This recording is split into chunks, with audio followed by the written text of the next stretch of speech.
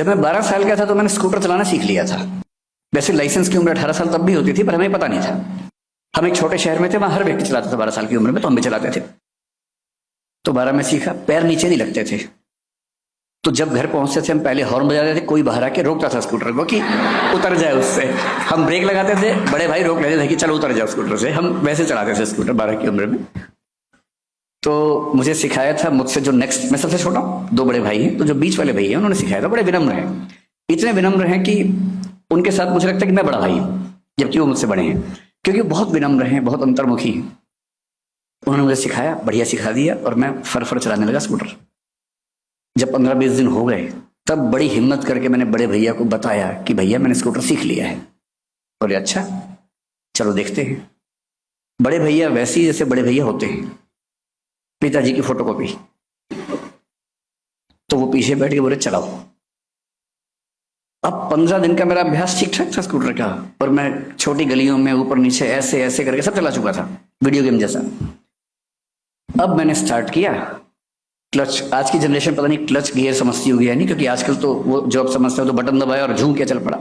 उस समय ऐसा नहीं होता था। उस समय पहले स्टार्ट करना अपने आप एक प्रोसेस था, किक मारनी पड़ती थी, फिर क्लच दबाएंगे, पहला गियर लगाएंगे, फिर धीरे धीरे क्लच छोड़ना, उसी गति से स्पीड देनी है। उनका बैलेंस बहुत जरूरी होता था।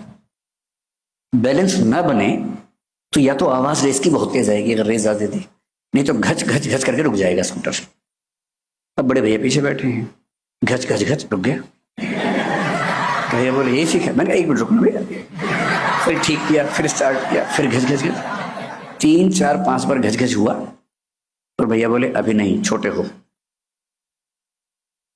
वो जैसे पीछे बैठे मेरा स्कूटर बंद हो जाता था। मेरी हालत कुछ कुछ आज वैसी है। जिनसे सीखा है उनके सामने बोलना है, और मैं इसलिए जानबूझ के मैं देख नहीं रहा हूँ कि वहां भैया बैठे, वरना घस घस घस हो गए मेरी गाड़ी रुक जाएगी। और मैं क्यों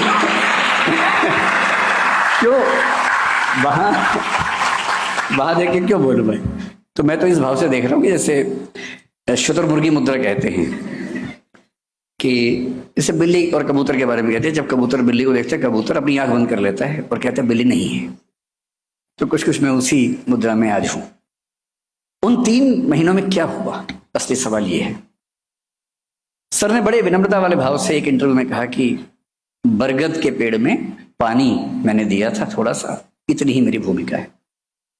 यह बात सही है कि किसी व्यक्ति के किसी के जीवन में भूमिका दरअसल इसी तरह की होती है कि किसी को आपने पानी दिया, खाद दी, न्यूट्रिएंट्स दिए, यही भूमिका हो सकती है। सवाल यह है कि पानी कब दिया था और कितना दिया था, और पानी केवल पानी था या उसमें न्यूट्रिएंट्स भी शामिल थे। वो पानी उस समय मिला जिस समय पानी की सबसे ज्यादा जरूरत थी, जब सूखा पड़ा हुआ था, जब जड़ें सूख चुकी थी। सूख क्या गई थी, गीली हुई ही नहीं थी कभी। और उस समय जब पहली पानी की बौछार अंदर पड़ी और लगा अच्छा पढ़ाई ऐसे भी होती है, पढ़ाई में समझना भी होता है, साहित्य का संबंध इतिहास से भी होता है, फिलॉसफी से भी होता है, सोशियोलॉजी से भी होता है, इकोनॉमिक्स से भी होता है। इकोनॉमिक्स तय करती है कि साहित्य कैसा होगा किसी देश का, किसी समाज का।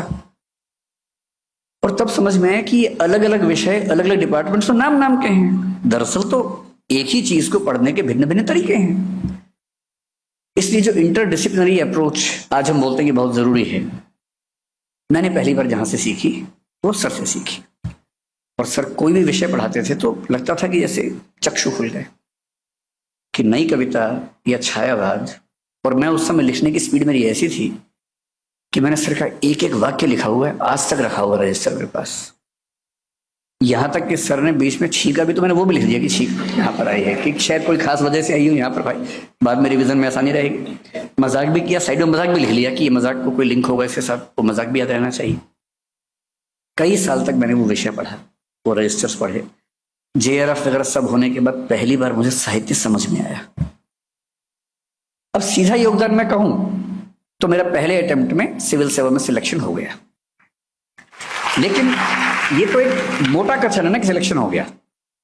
इसमें सूक्ष्म कथन ये है कि 2 वैकल्पिक विषय होते थे मेरे पास, हिंदी साहित्य था और समाजशास्त्र था। दोनों का 600 नंबर का पेपर था। अगर मैं ये कहूं कि मेरा उन दोनों विषयों से सिलेक्शन हो गया तो ये अधूरी बात है। जब तक मैं ये ना बताऊं कि समाजशास्त्र में 600 में से 247 नंबर थे और हिंदी साहित्य में 600 में से 343 नंबर थे। और इस अंतर की एकमात्र वजह यह थी कि मैंने सर की क्लास से पढ़ाई की थी। इससे मैं कैसे कैसे कह दूं कि कोई योगदान नहीं है या बरगद में केवल पानी का योगदान है। उस पानी में कितना पोटेशियम था, कितना मैग्नीशियम था, कितना नाइट्रोजन था या नाइट्रेट था, ये भी तो देखना पड़ेगा। लेकिन ये फिर भी ठीक है। मेरे लिए सिविल सेवक बनना ना मुझे पहले बहुत रोमांच था ना बाद में रहा। मैं तो हरियाणा से हूं जहां आईएएस का मतलब उस समय लोग समझते भी नहीं थे, अब तो समझने लग गए हैं, तब नहीं समझते थे। तब बोलते थे कि अरे ना पटवारी बनते तो अच्छा रहता, वो ऐसा भाव रहता था। तो मुझे नौकरी से लगाव भी नहीं था, मैंने फिर नौकरी छोड़ भी दी, पढ़ने पढ़ाने की इच्छा हुई। जो असली योगदान है वो दूसरा है। ये तो छोटी बात थी, नंबर आ गए, नोट्स मैंने पढ़ लिए, याद कर लिया, लिख दिया, नंबर आए, बड़ी बात है। एक अच्छी नौकरी मिली, उसका सम्मान आज तक मुझे हर जगह मिल जाता है कि सिविल सर्वेंट रहे हैं, जैसे पता नहीं क्या बात हो गई, लेकिन सम्मान मिल जाता है। उसके बाद मेरे अंदर एक भूख पैदा हुई। जो व्यक्ति विश्वविद्यालय में केवल इलेक्शन लड़ने के लिए आया हो, उसकी इलेक्शन से अरुचि हो गई। जिसका पर्पस रहा हो कि डूसू प्रेसिडेंट, उसके बाद दिल्ली का सीएम, फिर भारत का पीएम बनना है, उसको पार्षद, विधायक और सांसद होने से अरुचि पैदा हो गई। और रुचि किससे से पैदा हो गई? पढ़ने से। अब मुझसे लोग पूछते थे जीवन में क्या करना चाहते हो? पढ़ना चाहता हूं।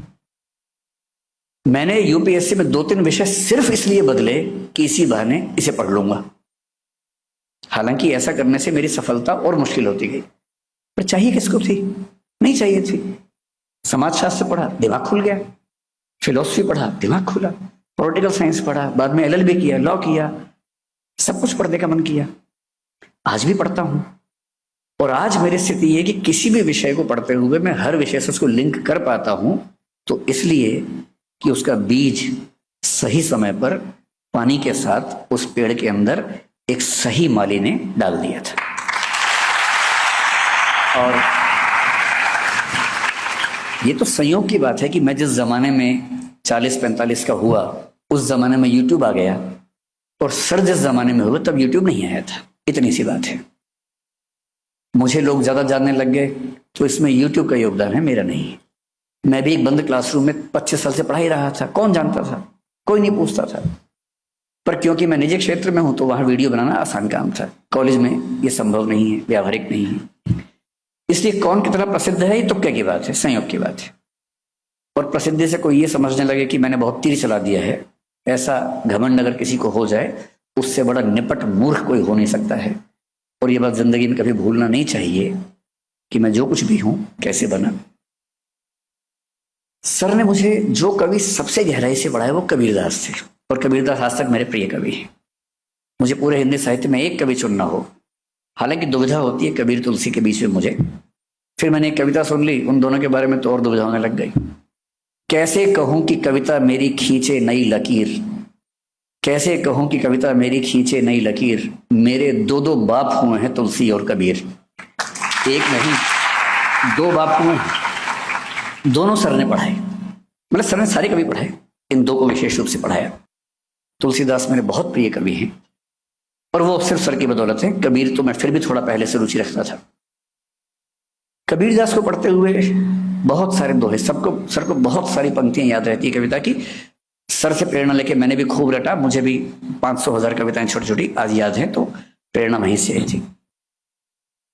कबीर को पढ़ाते हुए सर ने बड़ी गहरी बात कही कि एक समय तक आदमी दुनिया के बताए रास्तों पर अंधानुकरण करता हुआ चलता है, अंधा होकर चलता है। फिर उसे एक सही व्यक्ति मिलता है, गुरु मिलता है, शिक्षक मिलता है। एक अच्छा शिक्षक पढ़ाता नहीं है।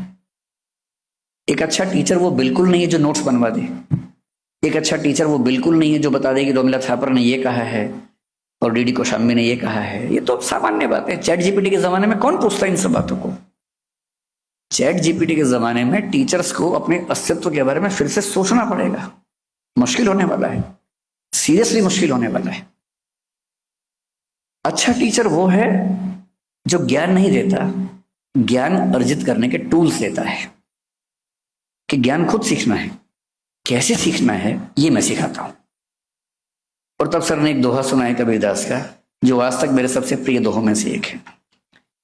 पीछे लागा जाई था लोक वेद के साथी, कि लोक समाज जो कहता है और वेद जो कहते हैं, मैं उसके पीछे पीछे अंधा होकर चल रहा था। पीछे लगा जाई था लोक वेद के साथी, आगे तय सतगुरु मिल्या दीपक दिया हाथी। आगे से सतगुरु मिला, उसने मेरे हाथ में दीपक दे दिया। ज्ञान नहीं दिया, किताब नहीं दी, दीपक दिया। और बुद्ध के भाषा में कहा, अप दीपो भव, अपने प्रकाश स्वयं बनो, अपने प्रकाश की तलाश खुद करो। तब मुझे लगने लगा कि जिन बने बनाए रास्तों पर मैं चल रहा हूं। उससे पहले मेरी विचारधारा एकदम निश्चित थी। मैं आरएसएस का कट्टर समर्थक था, घोषित मेंबर नहीं था लेकिन समर्थक था। अयोध्या आंदोलन में मुझे जाने की बड़ी इच्छा थी, मैं जा नहीं पाया, बड़ा दुख था मुझे इस बात का। बाकी कई दोस्त गए थे, मैं नहीं जा पाया था। और मैं जानबूझ के सब बातें सच बोलता हूं, ताकि झूठ क्यों बोलूं, मुझे झूठ बोल के क्या मिल जाएगा। मैं ऐसा था। फिर जब मैं विश्वविद्यालय में पढ़ने लगा, मैं वामपंथी हो गया ठीक ठाक। मैं किसी काडर में नहीं गया। मैंने सीपीएम सीपीआई में या आईसा में, या उस समय एक एआईएसएफ भी थी, यहाँ पर दिशा छात्र संघ चलता था, डीएसयू पीएसयू, कई स्टूडेंट बॉडीज चलती थी। मैं किसी का मेंबर कभी नहीं बना। पर मुझे उन लोगों से बात करके और समाजशास्त्र से पढ़ के, मार्क्सवाद पढ़ के बड़ा अच्छा लगने लगा। मैं इधर से भाग के उधर चला गया, अब मैं ये हूं। और जब मैं सर से मिला, मैं बहुत दुविधा में था कि वामपंथ ठीक है या दक्षिणपंथ ठीक है। 10 साल बाद मुझे समझ में आया कि सर से मुझे दूसरा फायदा क्या हुआ। पश्चिम में 18वीं सेंचुरी में एक दार्शनिक हुआ कांट, जो मेरे ख्याल से पूरे पश्चिम की दुनिया का सबसे बड़ा दार्शनिक है। अगर मुझे कहे कि पश्चिम की दुनिया में पहले दार्शनिक थेलीस से लेकर वर्तमान दर्शन के लोगों तक, विटगेन्स्टीन तक, आपको एक चुनना हो जिसने पूरे दर्शन की धारा को चेंज कर दिया, आमूलचूल बदलाव कर दिया, तो वो इमैनुअल कांट है, जर्मनी का 18वीं सेंचुरी के दार्शनिक। जब वो बड़ा हो रहा था, उसके सामने 2 रास्ते चल रहे थे। एक को रैशनलिज्म या बुद्धिवाद कहते थे, एक को एम्पेरिसिज्म या अनुभववाद कहते थे। रैशनलिज्म में लाइबनिज नाम के एक बहुत प्रख्यात चिंतक चल रहे थे, अनुभववाद में ह्यूम बहुत प्रख्यात चिंतक थे, इंग्लैंड के थे। कांट ने लिखा कि मैंने लाइबनिज को पढ़ा, मुझे लगा ये तो अंतिम सत्य है, इससे बड़ा सत्य क्या हो सकता है, और मैं उसके पीछे चलने लगा। इसी बीच में ह्यूम की किताब मेरे हाथ आ गई, और ह्यूम को पढ़ा तो मुझे लगा, अरे यार वो तो ऐसे ही बोल रहा था, अंतिम सत्य तो ये है। तो कुछ दिन में अनुभववादी बना रहा। कुछ दिन बाद फिर लाइबनिज को पढ़ा तो मुझे लगा, नहीं यही है अंतिम सच, यही है। फिर ह्यूम को पढ़ा तो लगा, ना इससे अंतिम कुछ हो ही नहीं सकता है।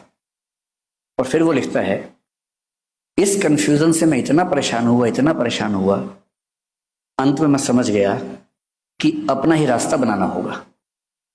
और वहां से एक नई थॉट पैदा हुई, जिसको क्रिटिसिज्म कहते हैं, समीक्षावाद कहते हैं, जो पश्चिम के दर्शन की सबसे गहरी थॉट बनकर उभरी। सर से मिलने से पहले मैं भी दक्षिणपंथ वामपंथ के बीच में झूलता था, कभी ये खींचता था, कभी वो खींचता था। फेमिनिज्म पढ़ा तो फेमिनिस्ट हो गया कुछ दिनों के लिए। अम्बेडकर बात पढ़ा, मैंने कहा अंतिम सच तो ये था, ये कहां छुपा हुआ था। संतुलन नहीं था। और जब बहुत सारे विचार आपको खींच रहे हैं और आप संतुलित ना हो, तो आप क्या होगा, घंटे के हिसाब से आप अलग अलग वाद के शिकार होते रहते हैं। सुबह आप संघवादी थे, शाम को मार्क्सवादी हो गए हैं, दोपहर को फेमिनिस्ट होते हुए निकले हैं, रात को किसी से बात हुई अम्बेडकरवादी हो गए थोड़ी देर के लिए। बैलेंस बन ही नहीं पा रहा। सर के अंदर जो बात मुझे सबसे अच्छी लगती है वो ये कि मैंने पहली बार किसी को देखा जीवन में कि कोई व्यक्ति कार्ल मार्क्स के बारे में बात करते हुए उतना ही सहज जितना सिगमंड फ्रॉइड पे बात करते हुए, जितना चार्ल्स डार्विन पे बात करते हुए, उन सबकी किताबों का रेफरेंस देके उनकी थॉट पर बात करना। मुझे लगा कि जब तक मैंने दुनिया को पढ़ा ही नहीं, तब तक किसी एक रास्ते पर चल के हीरो बनना कि यही सही रास्ता है, कितनी बड़ी मूर्खता है। और उस दिन से आज तक मैं ऐसी किसी भी मूर्खता से बचा हुआ हूं। मैं किसी विचारधारा का समर्थक नहीं हूं, ना होऊंगा। मैं विचार लेके चलूंगा, धारा में नहीं बहूंगा। और विचार के साथ जीना है, धारा में नहीं बहना है। ये बुनियादी समझ उसी पानी के गिलास में थी जिसको सर ने कहा कि बरगद में डाल दिया था। वही सर।